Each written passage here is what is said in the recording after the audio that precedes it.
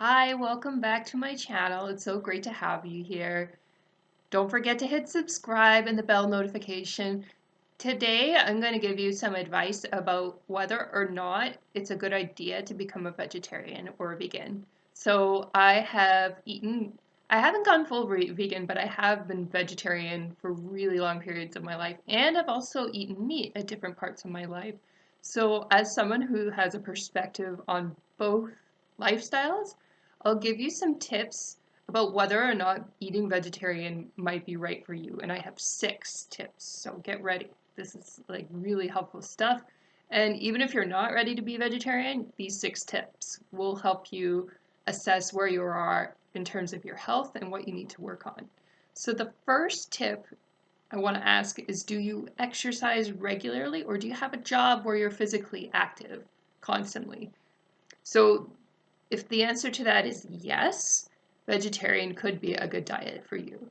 And the reason why I say this is because a lot of vegetarian proteins, not all, but many of them have a carb and a bean or lentil mixed into it.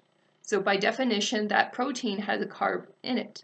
So you want to be doing exercise so that you're burning the carbs. So if you live a very sedentary lifestyle, what may happen if you become vegetarian is you eat a lot of carbs and you could actually gain weight if you're not watching your diet. And I'm going to talk a little bit more about diet tips in a minute when I get to tip number 4. So, tip number 2, my next question, whether or not vegetarian is right for you, I want to ask, are you obese or are you very overweight and sedentary? Because if that's the case, eating more carbs, if you're not going to work out, again, kind of similar to tip number 1, is probably not going to be that helpful to you. You may want to include some vegetarian foods and proteins in your diet, but you may not want to go for the ones that have carb and protein mixed together, which is a lot of food groups. You may want to work on losing the weight first and get some help, like medical help from a dietitian, and ask what their advice is in order to improve your health before you jump into a big commitment like becoming a vegetarian or a vegan. Tip number 3, are you elderly or do you have osteoporosis? Are you getting skinny and losing muscle? Then again, you might want to be careful with switching to vegetarian because you actually probably need to eat more protein and you need to develop some muscle tone. And so you may want to keep your protein options open to develop as much muscle tone as you can because that's really good for your health. And then again, when your health improves, you can kind of consider whether or not you want to try being a vegetarian. And sometimes you may get that advice from a doctor that it is a good idea to be a vegetarian and it will help you with your health goals. But I just advise, like, again, don't jump into that commitment too quickly. Get some consultation, get some help before you decide to make any big commitments to make sure you're doing everything to take care of your health and everything to take care of your body properly. Tip number 4, and has to do with diet.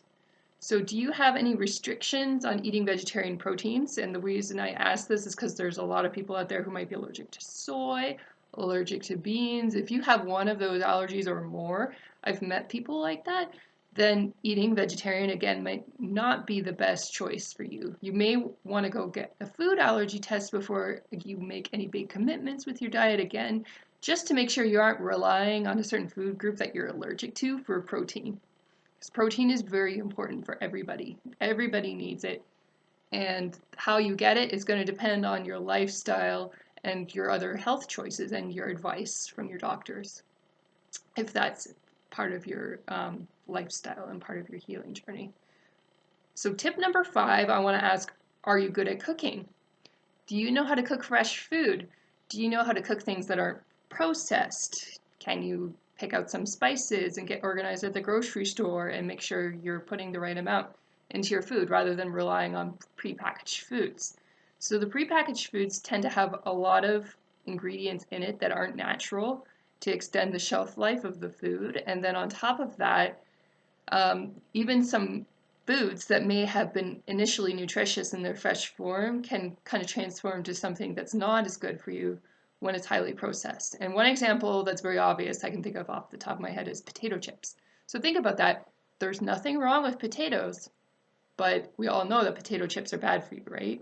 And I think a big reason for that is just the high amount of processing the potatoes go through when you get those chips on the shelf that makes them bad for you. So any highly processed food is something to be aware of, you don't want in your diet.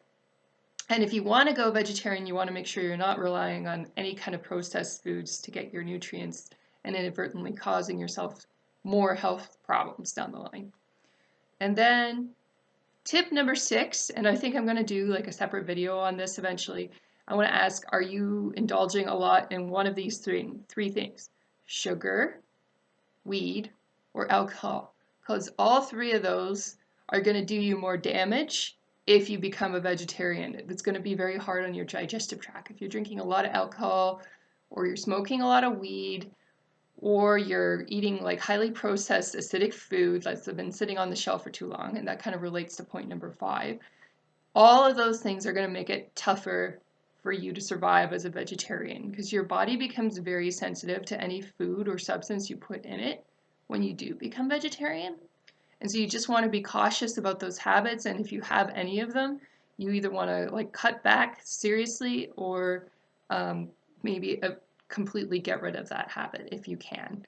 And I'm going to talk a little bit about that because changing habits can be stressful, it can be hard at times, but it can also be really worth it for your body. And I'll talk a little bit about what habits to kick and which one of these three is the worst offender on the list and how you can kind of get a handle on all three of them.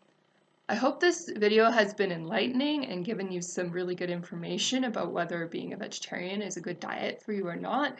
These 6 tips will help you get ready and get prepared if you're thinking about it. And even if you don't want to go vegetarian, all these tips are just going to help improve your health anyway, and you'll be a happier person. So I'm going to release my next video very shortly, and it's going to be about those 3 things: weed, alcohol, and sugar. Hope you have a great day. Take care. Bye now.